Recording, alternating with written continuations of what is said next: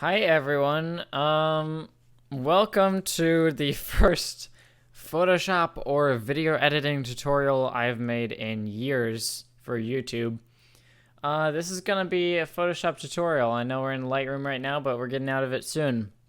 So, these are some photos I shot today of this Jaguar F Pace. It's a really pretty car, but anyways, I'm not gonna look at all of them. Mainly I was looking at these and I noticed that we have some wrinkles in these leather seats, like right around here, that don't look super amazing. Like I like how this area looks more than I like how this area looks. So, and also we need to fix these back here. This is going in a brochure, so we want to make sure these photos are really good. So I just wanted to sort of take you guys along with me today through Lightroom, doing a quick edit on this photo.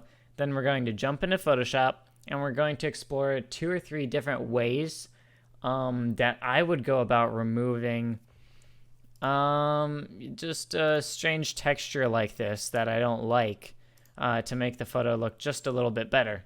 So without further ado, let's get into it. So normally... Well, we'll go over that in another tutorial. Okay, so I already edited these a little bit on my laptop earlier. So I know I want to use this preset by PHlearn. Shout out. I'm just going to do some really quick edits to the shadows and highlights. Highlights already are looking pretty good.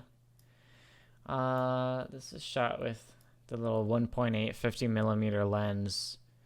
And it's really not bad. We're getting some nice bokeh around here that I'm really enjoying.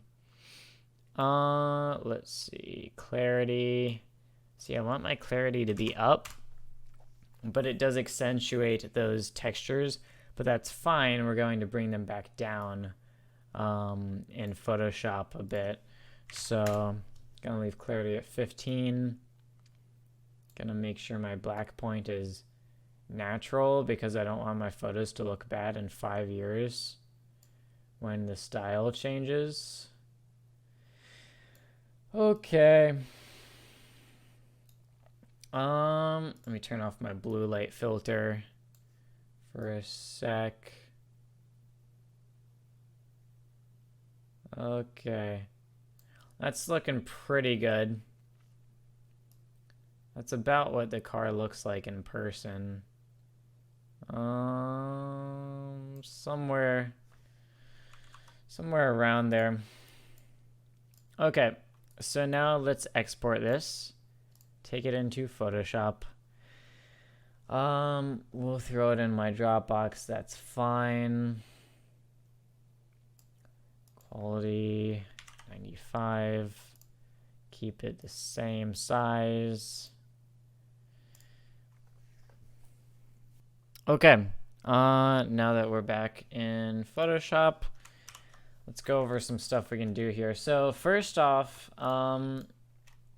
you always have your typical way of like retouching spots, which is the spot healing brush tool. Shortcut for that is J. It's up here. And you can just go around and paint out the layers. And it's honestly pretty easy, even like using my mouse right now. It's not bad. I usually use a drawing tablet for this sort of work. It's a lot faster and easier, but it's not too bad. But there are some weaknesses to this. Some of it's not getting it perfectly. Let's look at our before and after. I don't know if that's any better. It kind of looks worse. What about back here? So back here, it's really not working. One thing we could try is the clone stamp tool. Soft brush, 50% opacity. Just sort of soften it up. And do 30% opacity. That's not terrible.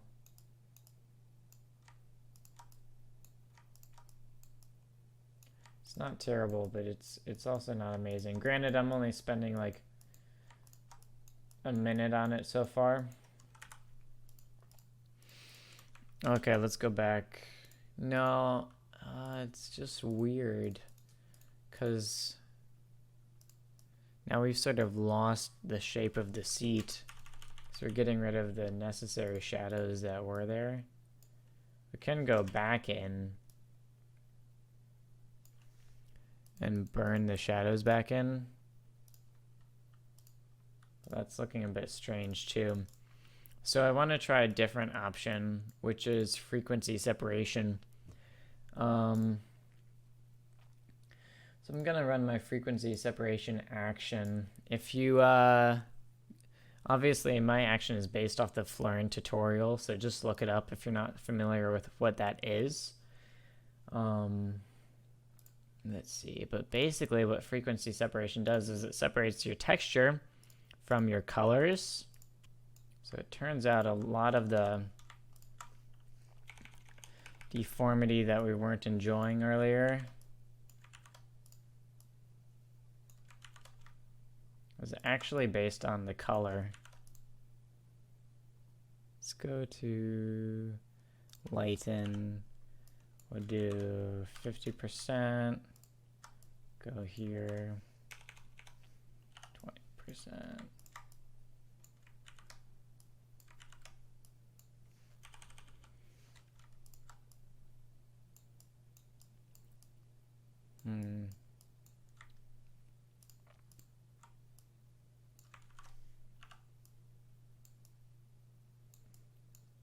So what I'm doing now is I'm just painting with the brush tool. I set it to lighten, and that's allowing me to get like some different looks.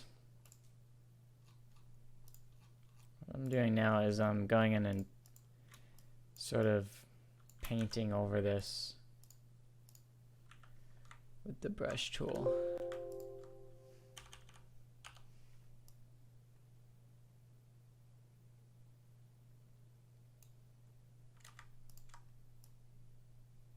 I think one thing I'm going to do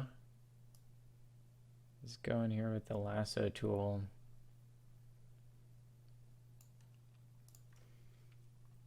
and select the area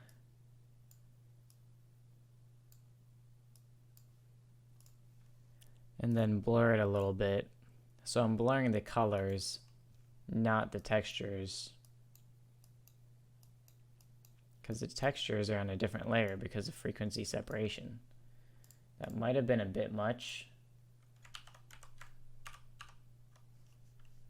Or maybe it wasn't. It looks a lot better actually. I think what I'm gonna go back and do is I'm gonna go back to Gaussian blur, or Gaussian blur as I like to call it because I'm a maniac, and then bring it down a bit. Okay. Yeah, I like that.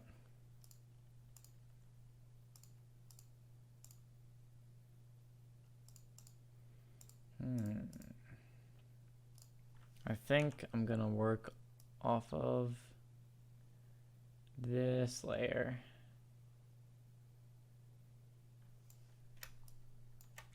Let's go in here. Just lasso tool around the areas that we want to smooth out. There's a better way to do this, yes, but I'm sort of just experimenting with it right now. And we'll get some of these areas. I shouldn't be doing this with a mouse. I am a maniac. Okay, now I went into quick selection. I'm gonna feather it out so it's smooth selection area. Hit OK. Go to filter, blur, Gaussian blur. And you're gonna have to adjust the radius based on how big the photo is that you're editing and how much you want the details to be smoothed out. I think I'm gonna do like 10 pixels. Or even less, like 6 pixel. We'll do 10. put our texture back on. Hit the snapshot. Let's see what it's looking like. Okay. So if you look here, it's definitely a little bit better. Nothing too crazy though. I think at this point, if we wanted to improve this further, we could go here.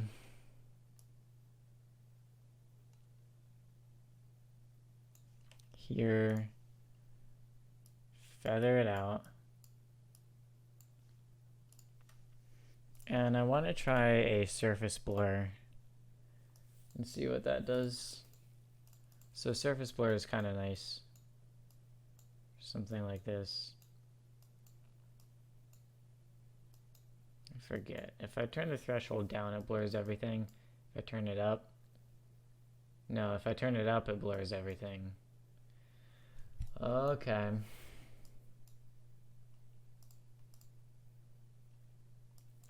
So let's put it on 7.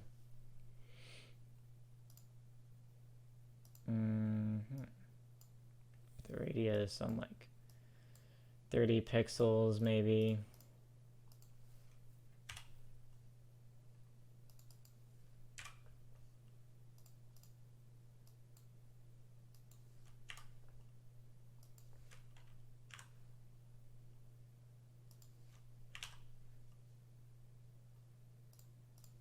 I'm just messing with the settings till I get what I want. So now the color is better, and if I turn my texture back on, I think that's probably smoother. Let's look. So this is our original image. That's our new image. So that is significantly better, and we still have the leather texture. It doesn't look like it's no longer leather, but it does look a lot more clean. Let's go into our texture layer. I'm gonna duplicate this so I have a copy in case I mess up. And maybe hit J, bring up this little automatic clone stamp tool and just go around here and see, just play around with it, see if there's any of this that we want to fix.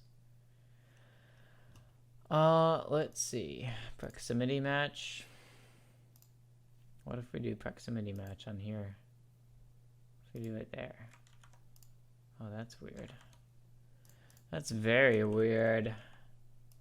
Know what I'm saying?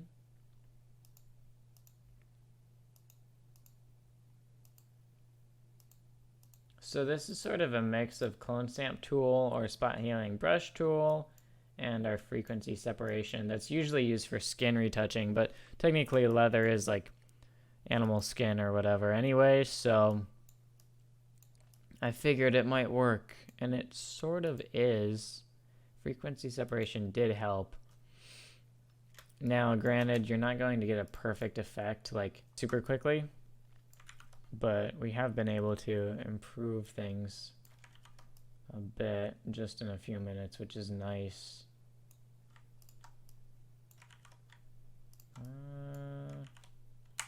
What if I go here?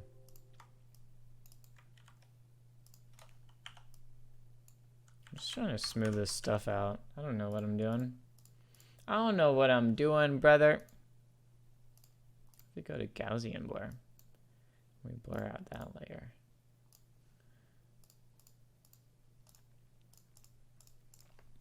That's kind of weird.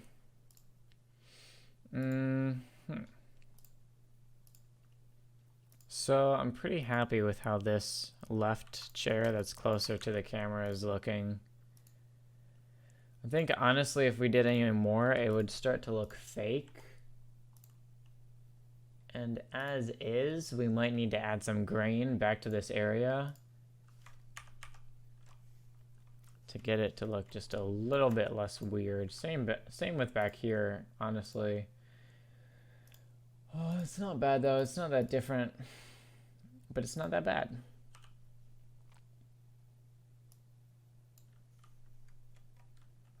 So I'd probably go in with the clone stamp tool again hit like 25% opacity with a soft brush and sort of hit this color layer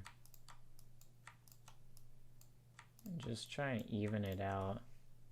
Let's do 18% opacity.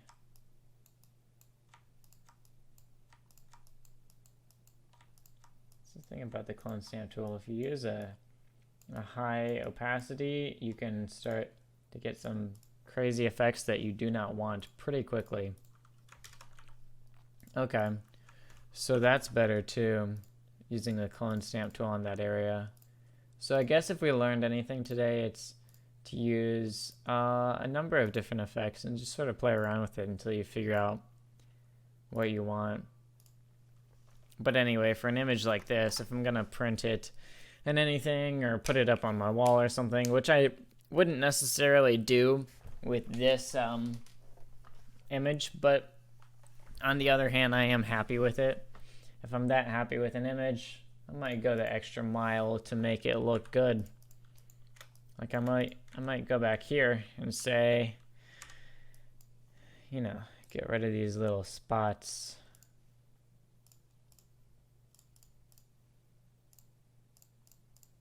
And I can do that because it's a free country. Anyways, I think I've rambled long enough.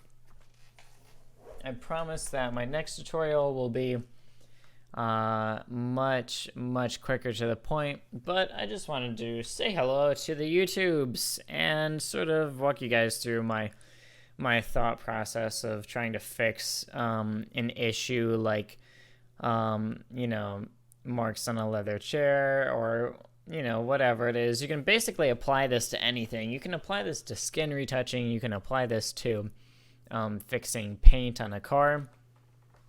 That, you know, using a surface blur is something that I use for that a lot, which I'll go into in another tutorial. That's pretty fun. But yeah, once you learn the fundamentals like lasso tool, masks, clone stamp tool, spot healing brush tool, you can just combine them all in different ways. And don't forget to think outside of the box.